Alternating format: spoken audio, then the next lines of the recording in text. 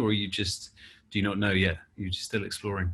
Well, we want to give him the opportunity to show us what he can do there. He's big, he's strong, he's powerful. And at the moment, he's quite hungry after being out in clubland for the last couple of weeks. So we think it's a good time to give him that opportunity at 13, as we did at the start of the Six Nations. So in training, George has looked very good at 13. So we'll see how he goes. And just finally for me, with your attack, I know you've talked about you want to see the team be more clinical and finish opportunities. What else are you looking for to see this week in terms of the attack from your side? Well, we'd love to have a bit more continuity. We'd love to build some more phases and stress the defence a bit more. So it's about our ball carriers being able to win some collisions. It's about us getting a little bit of gain line. Speed of ball is important to us.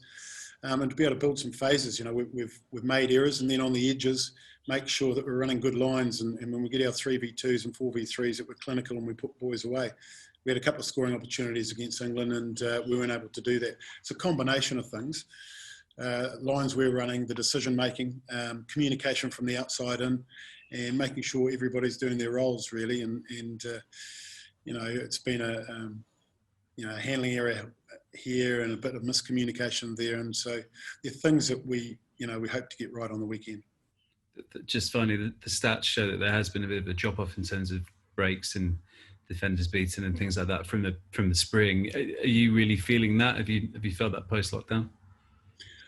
Yeah, look, I think we said it earlier in the competition, probably the first 3 games, that we hadn't come out of lockdown well, and there's no hiding that fact. And we saw the performance of the clubs, and the players came in, and we've had to do a lot of work behind the scenes just in getting them in the physical shape that they need to be, because under fatigue you make mistakes, and we think we're a lot better in the back end of this competition than we were at the start. And I think those sorts of things take time, but look, we're working very, very hard to try and rectify the problem, and also we understand that the changes we're making and finding out about individuals also puts pressure on combinations and in terms of having a good clinical performance over 80 minutes. So it's a balancing act really from our point of view, but we've chosen to do it this way to broaden the depth within the squad, and hopefully come 2020, some of the boys that are going to be there have got 20-30 tests under their belt.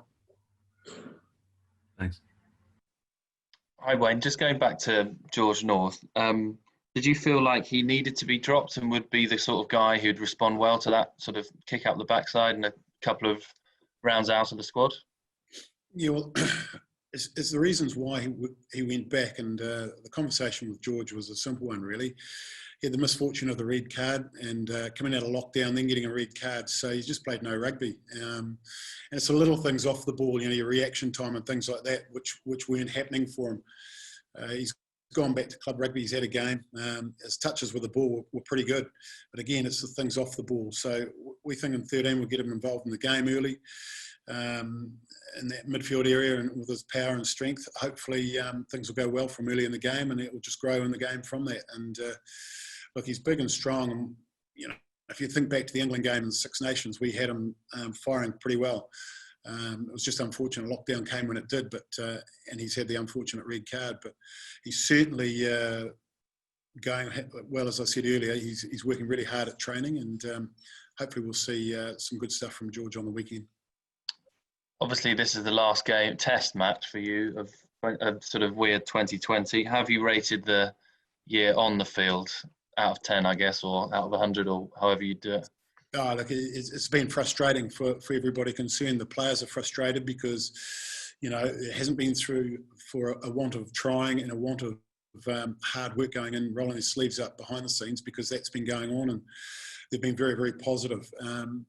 It's been a combination of reasons, but it's one of frustration, but we can see things slowly building behind the scenes, and I guess from our point of view, the selection group remain confident in what we're doing.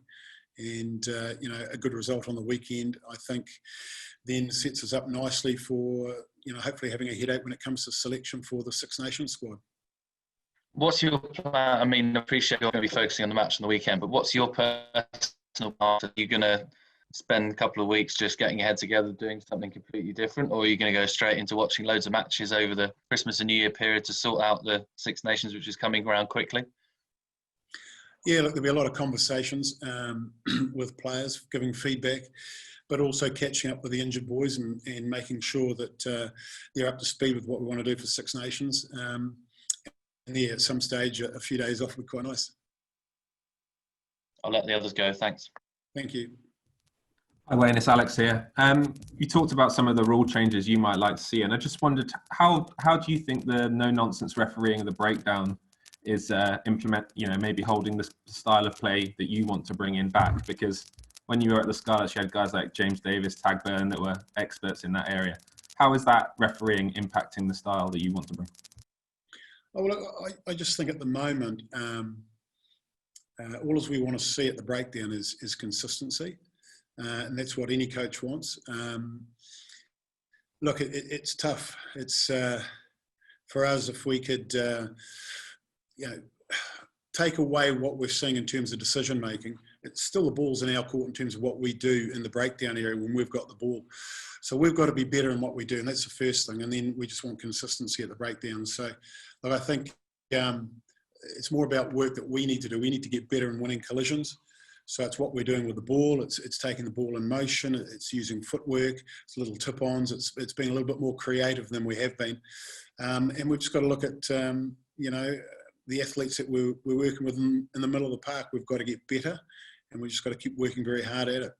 So look, it's a combination of things in terms of what we're doing and what's happening at the breakdown in terms of the refereeing. So for me, it's a work in progress, and we've just got to keep working very, very hard. You've talked about evolving the team, bringing through the next generation. I just wondered how much has COVID and the fact that we lost sort of 6 months or so sped up that process? Are you maybe further down the line than you expected to be in terms of having to look at players because you've lost such a sort of period of time? Well, you look at the squad and we know how if we took the current squad through to the World Cup, what that's going to look like. So for us, we know we've got to introduce some players. It's just a matter of when you introduce them and how you introduce them. And I guess when COVID hit and the rules came out, and when I say the rules, sorry, the World Cup pools were decided on the rankings at the end of the World Cup.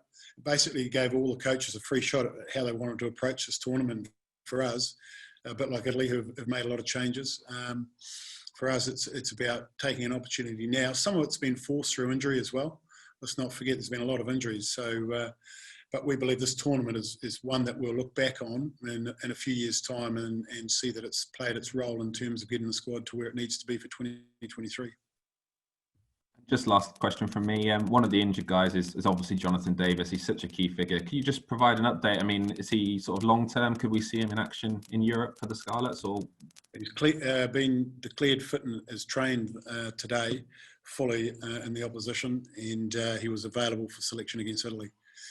He'll be available for his club for Europe, and he's in very good spirits and looking forward to getting a run of games to be in line for selection for the Six Nations.